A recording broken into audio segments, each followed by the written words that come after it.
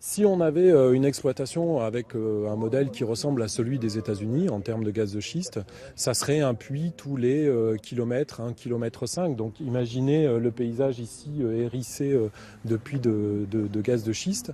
La fracturation hydraulique est interdite en France depuis la loi Jacob de 2011, car elle est très polluante.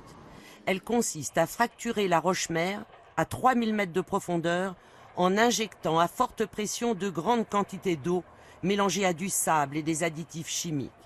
Une fois le schiste fracturé, le gaz, essentiellement du méthane, remonte à la surface.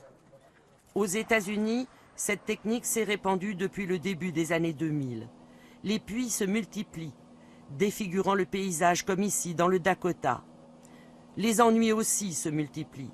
Tremblements de terre, nappes phréatiques polluées délivrant au robinet une eau chargée en méthane.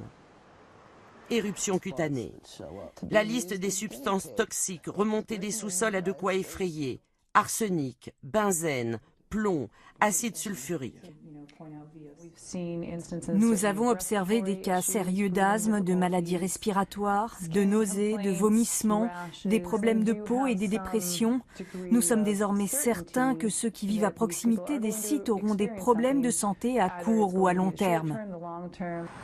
Mais les gaz et les pétroles de schiste ont permis aux États-Unis le retour à l'autosuffisance en hydrocarbures. Une perspective qui fait des envieux en France. Si effectivement